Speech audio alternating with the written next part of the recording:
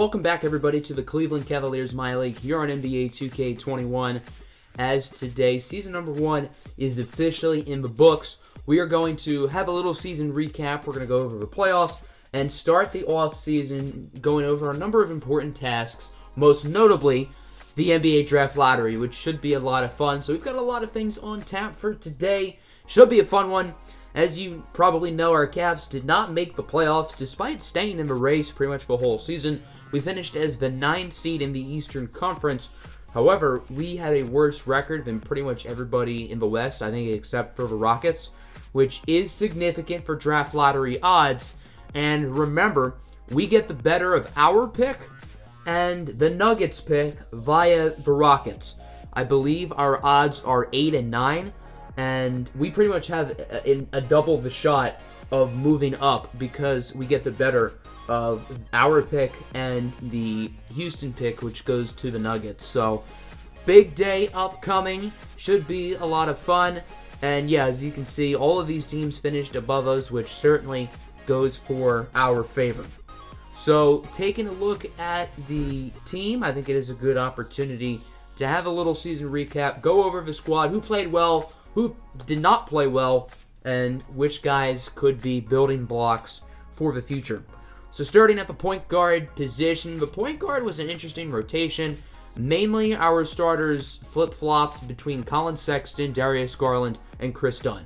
Starting with Garland, he had a rough rookie year, and this year there were some flashes. He definitely improved as a playmaker, upping his assists per game from 4 to 6, and his turnovers went way down. However, he scored quite a few points per game less, and his efficiencies really were not much better. His efficiency from 3 was actually a little bit worse.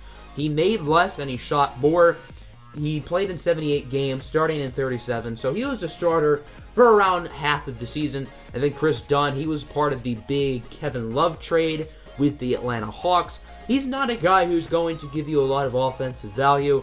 His value comes on the defensive end of the floor. He had a good defensive season, but offensively, it was not great. At shooting guard, of course, Colin Sexton, who I'm confident is one of the building blocks of this team. Obviously, I've wanted to see how Sexton and Garland fit, and I'm still not super confident that a fit between them makes sense long term. Sexton was our leading scorer at 19.5 points per game. His assists went up, his efficiency was excellent, and he scored 69 nice in the final game of the year against the Hawks. Kevin Porter Jr. started at both small forward and shooting guard this season. He started pretty much every game he played in. I think he might have come off the bench once or twice. His points per game went up, his efficiency was about the same. His three-point shooting did go up quite a bit. Cedi Osman was one of the bigger disappointments, as his numbers took a drastic fall from last season. You'd figure his shooting numbers will go up, but they went down. Last year, he averaged 29 minutes per game. This year, only 19. So yeah, the numbers did go down, which I think is to be expected with less minutes, but he was still a disappointment this season. One of the other big pieces from the Kevin Love trade is Cam Reddish, who I think played well for us. His numbers went up pretty largely since the trade. His efficiencies took a noticeable increase from last year, and I really like the potential we have in Cam Reddish, whether he's a long-term starter or a bench piece, or we just develop him as trade bait. I really like what we have in Reddish going forward. KCP and Josh Jackson were both there, but they didn't do too much. Power forward, the rookie Obi Toppin out of Dayton, had a really good rookie year, averaged 17 and 6 per game, replaced Kevin Love in the starting lineup fairly early into the season. Love was then demoted to the bench and then obviously traded later in the year. Certainly those efficiencies have room to improve, but there's a lot to like with Obi Toppin going forward. And then Jeremy Grant, who we got from the Denver Nuggets. We swapped Grant for Larry Nance pretty much. And obviously the pick swaps, which is us and Denver swapping picks depending on which one is better. Obviously the better pick goes to us. And I think Grant is a very interesting piece. He's a very lean, long player who can play the 3, the 4, and the 5. I think he has good defensive value. He's versatile. He shot the ball well this year, but he is a free agent, and I don't know how much he's going to ask for, so that is a little bit concerning, but definitely a guy I'm certainly not opposed to bringing back going forward. However, we do have another big free agent this offseason, and that's Andre Drummond. Drummond was an all-star, averaging 15 and 13 His efficiencies went a little bit up across the board. Defensively, he puts up numbers.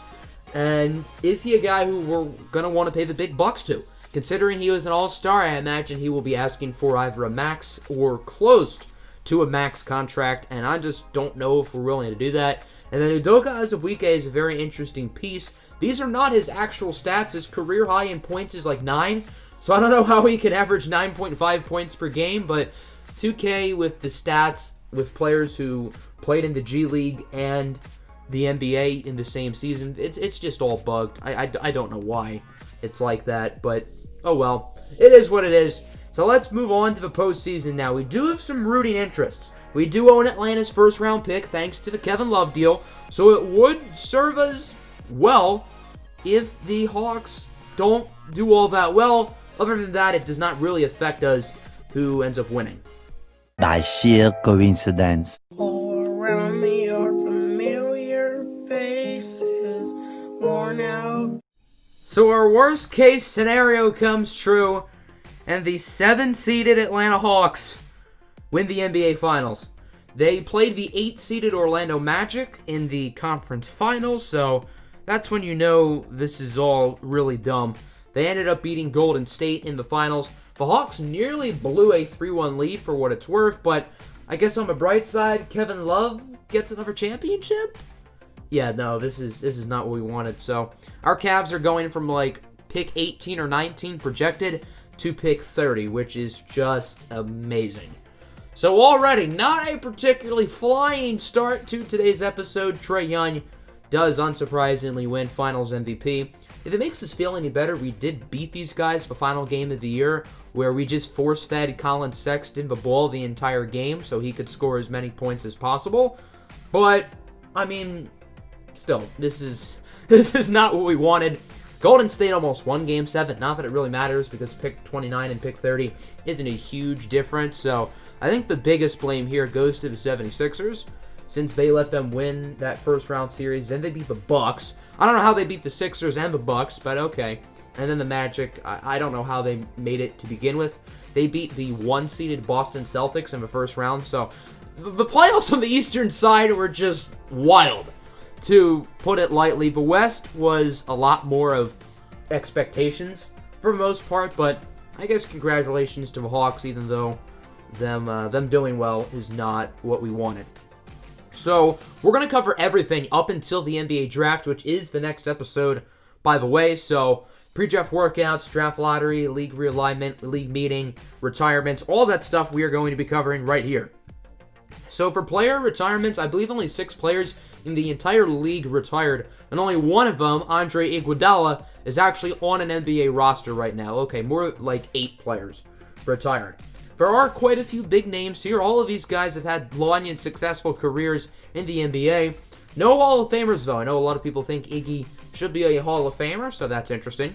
We do have a head coaching retiring, and it's a pretty big one. The great Greg Popovich will hang up a clipboard. There are rumors of this happening in real life in the near future, so it does make sense. For league meetings, there is being one new rule that is being approved.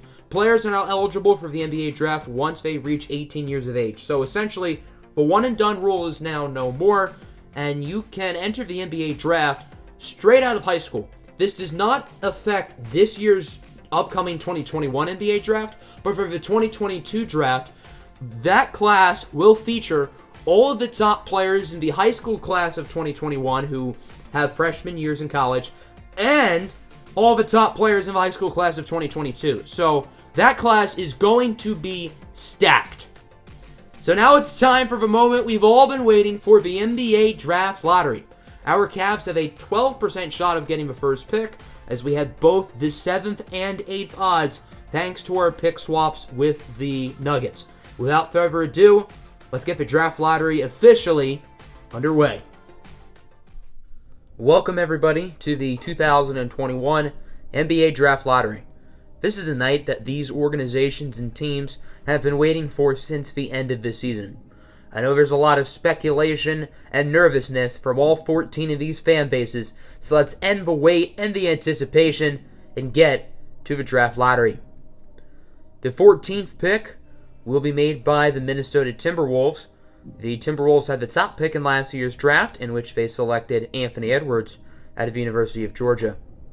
The 13th pick will be made by the Sacramento Kings. The Kings have the longest active streak in the NBA when it comes to missed playoff seasons. The 12th pick will be made by the Oklahoma City Thunder. Many executives believe that Chris Paul could be traded from the Thunder as they try to jumpstart their rebuild. The 11th pick will be made by the Utah Jazz. The Jazz have a big summer upcoming themselves, as star center Rudy Gobert is an unrestricted free agent. The 10th pick will be made by the San Antonio Spurs. This means that the Portland Trail Blazers have leapfrogged into the top 4. The 9th pick will be made by the Denver Nuggets. This pick is from Cleveland, and Cavs fans, your only hope now is that Houston pick. The 8th pick will be made by the Cleveland Cavaliers. And I'm hearing from my earpiece, we have riots currently going on in Cleveland. The Cavs fans infuriated that neither of their picks moved up. And to be honest, I don't blame them. The 7th pick will be made by the Chicago Bulls. I know that's a broken record for Bulls fans as the Indiana Pacers move into the top 4. The 6th pick belongs to the Washington Wizards.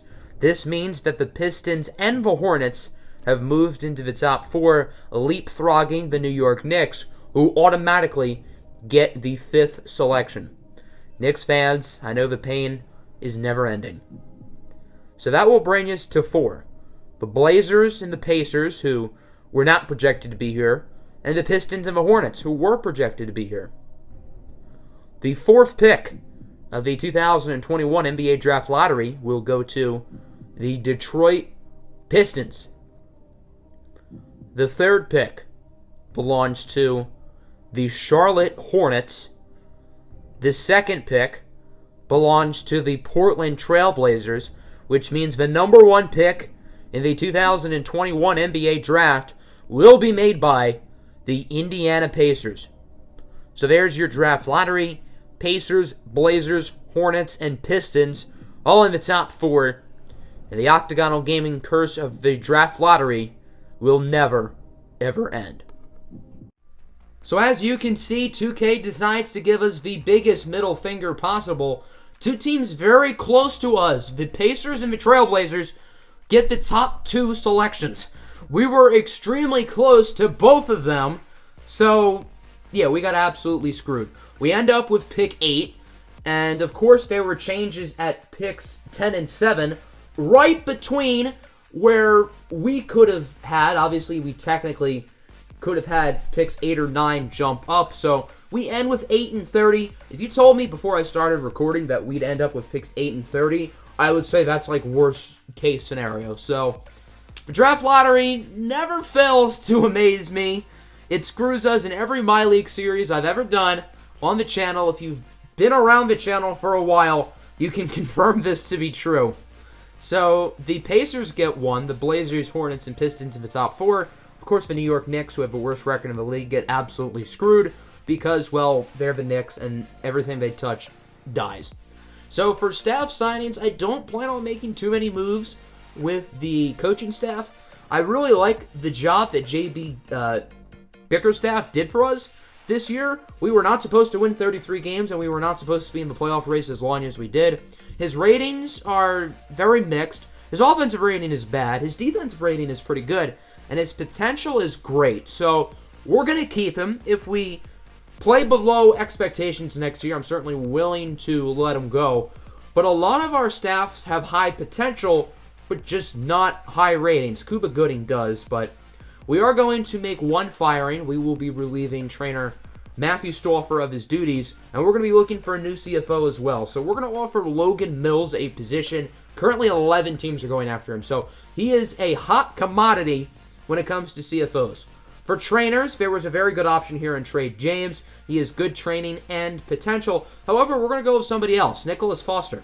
His training rating is not much lower. His potential is noticeably higher, and he has no offers, whereas James has 8. So I think he's probably a better bang for our buck. After the first stage, Foster accepts.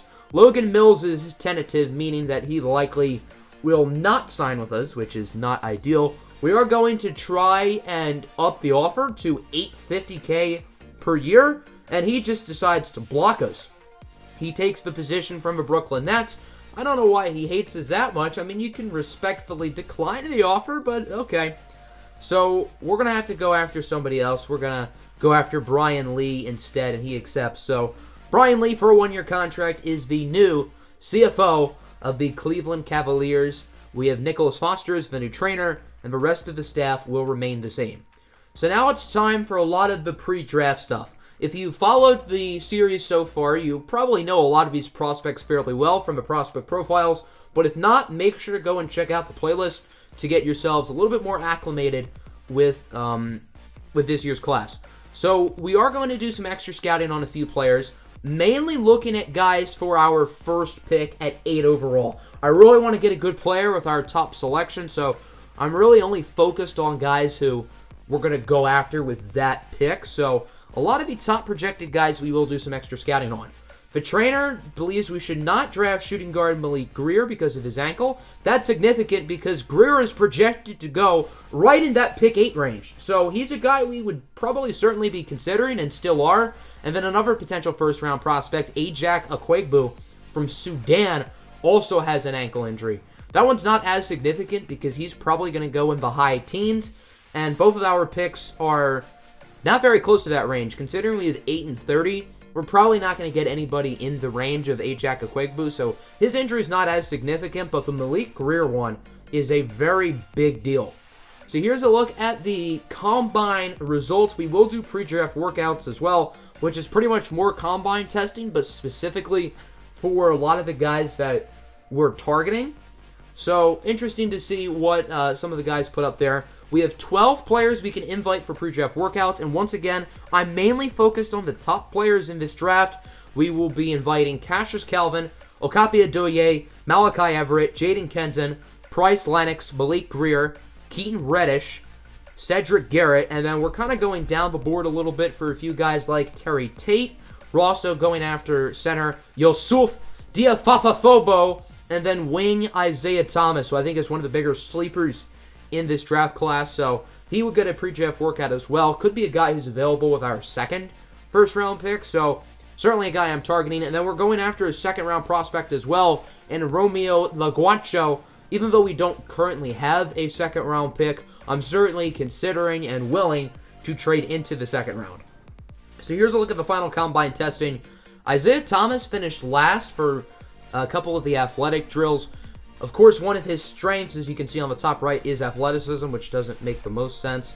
But I think he is still a good 3-and-D, high-floored player, someone who we're not going to draft with our first pick, but maybe a guy we look at with our second pick.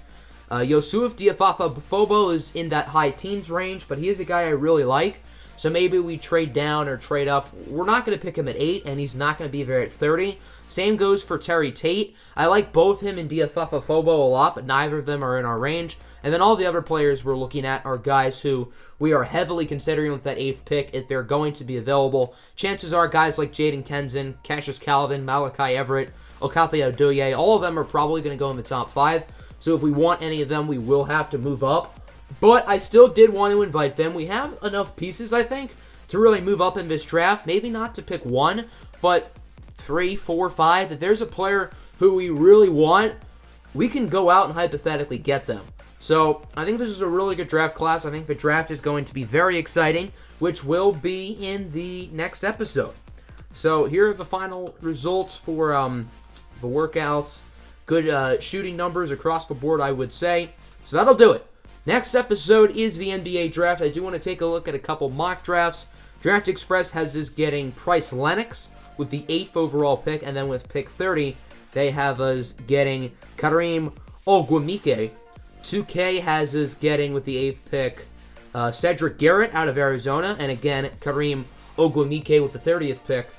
And then NBA.com, the other scouting mock draft tool, they have us going with Price Lennox with the 8th pick and Amek Odiasi a center out of Maryland, I believe, with the 30th pick. So that'll end the episode. Hope you guys enjoyed. Stay safe. Make sure to vote if you have not already. And I'm out. Peace.